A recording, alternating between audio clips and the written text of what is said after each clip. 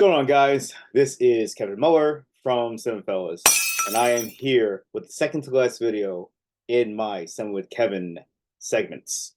I am the movie guy here. I love watching movies, and I decided before I write my best and worst that I would go through most of the movies from 2023 that I missed. Not all, of course. And for this one, I have memory. Hi, welcome back. The usual for you? Oh, yeah. What's the usual? I don't know. You know, No. do you remember her? No. Jessica Chastain and Peter Sarsgaard. Peter Sarsgaard won the Best Actor award at the Venice Film Festival for this film, and Jessica Chastain coming off a Oscar win for the Eyes of Tammy Faye. So I was interested in seeing this film, and how was it? Did I enjoy it? Did I, dig it? And you know what? I did. It was a cool movie. It's not the amazing film that I was kind of hoping for, but with these two, you're gonna get a good movie. You're gonna get good performances.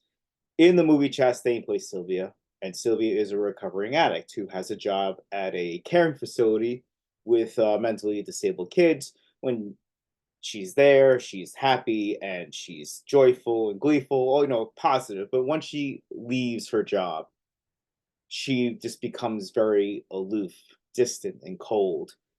She's a recovering alcoholic, and she feels that shame, that guilt, and she probably feels a little more because there is a dark secret to her personality and her life story that does tie into the film. But in the beginning, her high school reunion, and she leaves pretty early. She's pretty bored with it, and she's followed home by a mysterious man who she outruns because he's really not running after her. He's just kind of like following her slowly.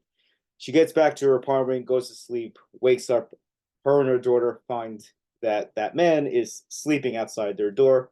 After getting his identification, we find out that his name is Saul, and that's who Peter Sarsgaard plays.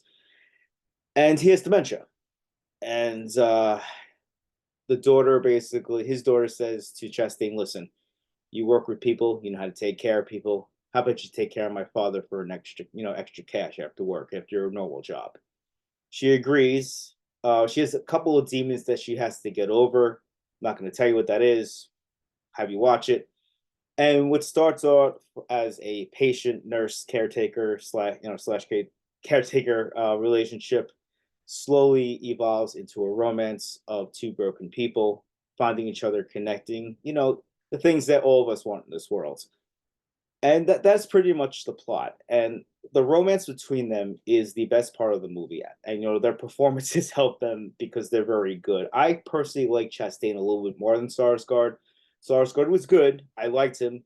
I think he honored the plight of a dementia written person quite well, and all the characteristics and symptoms that come along with that. But there wasn't really anything in the movie that made me jump out and say, like, yep, that guy won Best Actor in Venice. Give him an Oscar nomination. It's a good performance. Again, I'm not bashing his performance. I really liked it, but Cillian Murphy was way better than him. And, I don't think Sarsgaard deserved the nomination. Again, that kind of sounds negative, but I want to say that he's very good in this movie, and so is she. And their romance is great. As I said, that's what is the glue with this movie. So what didn't I like about this movie? This movie is an hour and 40 minutes, and it moves very slowly. There is plenty of docile parts in this film, and you feel it. You feel that hour and 40 minutes. And that's also because they both have their individual families where they come from, and those characters are not written as strong or performed as strong as Chastain and Sarsgaard. You got some really good people. You got Jock Charles as Saul's brother, and you got Elise Fisher from 7th or 8th grade with that movie from a couple years back. She's his daughter. And I didn't really know anyone from Chastain's side, but they were fine. But I just didn't feel they got like a really meaty part like these two did. And like their direction and their story doesn't really hit the emotional punch that them two do.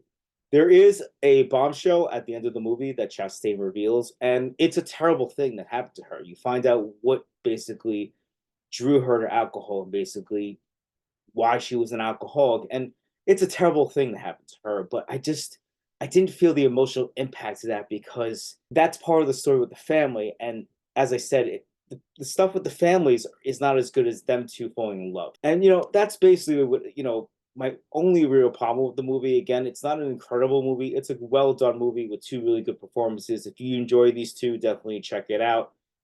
I was satisfied with the performances. I was satisfied with the majority of this film, but it wasn't blow me away. Oh my god. And I'm probably going to give this one 3 out of 5 hair pieces. Again, good movie. Sarsgaard is good. I'm not bashing Sarsgaard. He's a good actor. He's does good here. Anyway, so next time will be the last 7 with Kevin. I got 7 more movies, and that's it. You're going to hear about them, what I thought about them, and then I'm going to write up my best and worst list, and that will be it. That will wrap up this segment. I'll go back to watching TV and new movies from 2024. I started Andor. I'll probably talk about that on the podcast, but it's a pretty damn good show. Very impressed with it. Drop us a line on YouTube. Maybe you disagree with something I said in this review. Let me know down below. Come to X, Instagram, tune into our podcast. We love doing this stuff, guys. We love the audience. We love talking, debating. We want to hear from you. I'm Kevin Muller, and as we say in this site, cheers.